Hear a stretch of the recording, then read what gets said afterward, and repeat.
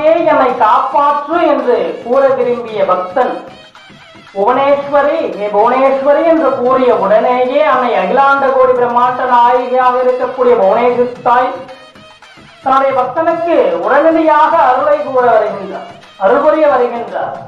தன் பக்தனுக்கு ஏதோ குறை இருக்கின்றது, அதை முழுமையாக நிவர்த்தி செய்ய வேண்டும் என்ற உடனேயே அந்த புவனேஸ்வரி தாயே என்ற உடனே ஓடியோடு வந்து தன் பக்தனுக்கு இருக்கக்கூடிய குறைகள் எல்லாம் நிவர்த்தி செய்கின்றால் அன்னை புவனேஸ்வரி தாய். அகில உலகங்கள்லாம் காக்கக்கூடிய அன்னை ஸ்ரீ புவனேஸ்வரி தாயினுடைய பூரண மந்திரமாக கிடைக்கக்கூடியது இந்த ஹிரிங்காரம் என்று சொல்கின்றோம். ஹ்ரீம் என்று சொல்லும் இந்த ஹிரிங்கார மந்திரத்தினை நாம் அனுதினமும் ஜெபிக்க வேண்டும். அன்னை புவனேஸ்வரி தாயினுடைய பூரணமான அருள் கிடைக்க வேண்டும். இந்த அகிலமெல்லாம் காக்கக்கூடிய நாயகியினுடைய அருள் கிடைக்க வேண்டும்னா புவனங்கள் ஆள வேண்டும்.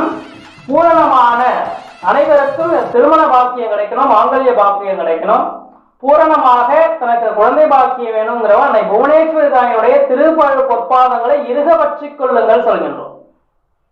அப்போ இறுக பற்றி கொண்டு அன்னை புவனேஸ்வரி தாயை என்ன மந்திரம் சொல்லி ஜபிக்கணும்? ஹ்ரீம் ஹிங்கார மந்திரத்தினை 3 எழுத்து. இந்த ஏக அக்ஷரம் சொல்லுவோம், இதை ஏகாட்சர மந்திரம் சொல்றாங்க.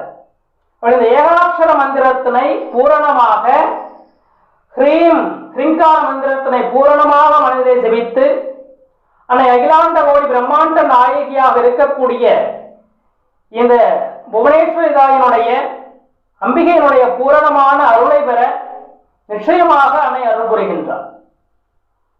அந்த நாயகியினுடைய பூரணமான அருள் வேண்டும் என்றால் ஒரு குருவினுடைய கடாட்ச அருள் கிடைக்க வேண்டும். குருகடாட்சம் இல்லாமல் மந்திரம் ஜெபிக்க கூடாது என்று சொல்கின்றார்கள். அப்போ குருகடாட்சத்தின் மூலமாக பில்லூர் ஸ்ரீ ஆதிசக்தி பாலா ஞான பீடத்திலே குருமூர்த்தமாக அன்னை பாலா திரிபுர சுந்தரியினுடைய அருளாசியோடு பூரணமாக நித்தியமும் மகாமந்திரமும் இந்த யந்திர பூஜையும் மகாமந்திர பூஜை நித்தியமாக ஜெபிக்கப்படுகின்றது.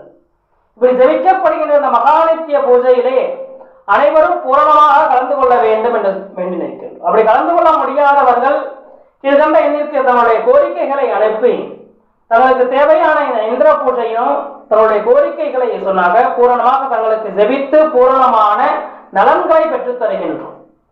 இந்த மகாபீடத்திலே ஜெபிக்கக்கூடிய தங்களுக்கு தேவையான அனைத்து கோரிக்கைகளும் நிறைவேற்றப்படுவதற்காக பூரணமான இந்த மகாநித்திய பூஜையிலே நித்தியமும் உங்களுடைய இந்த மந்திரம் ஜெபிக்கப்படுகின்றது.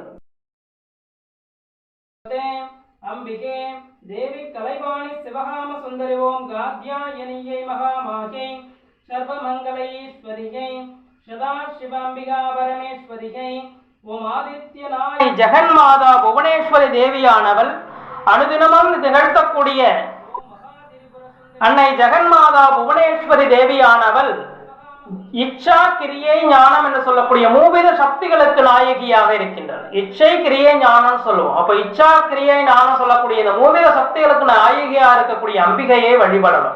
அது மட்டுமல்ல, இந்த குண்டலினி சக்திக்கு உயர்ந்த நிலையை அளிக்கக்கூடியவளாக இருக்கின்றார். இந்த குண்டலினி உயர்ச்சி பிரகாசமாக இருக்கக்கூடியனாலே தன்னுடைய தாய் கற்பப்பையில் மறுபிறவி என்பது மீண்டும் கற்பப்பைக்கு செல்லாம நிலை இருக்கக்கூடியது. மோட்ச நிலையை உருவாக்கக்கூடியவள் அன்னை புவனேஸ்வரி.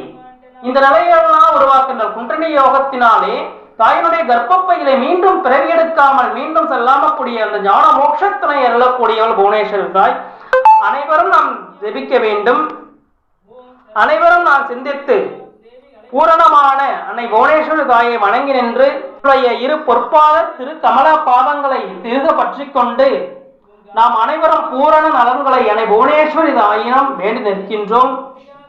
தொடர்ந்து இணைந்திருங்கள்.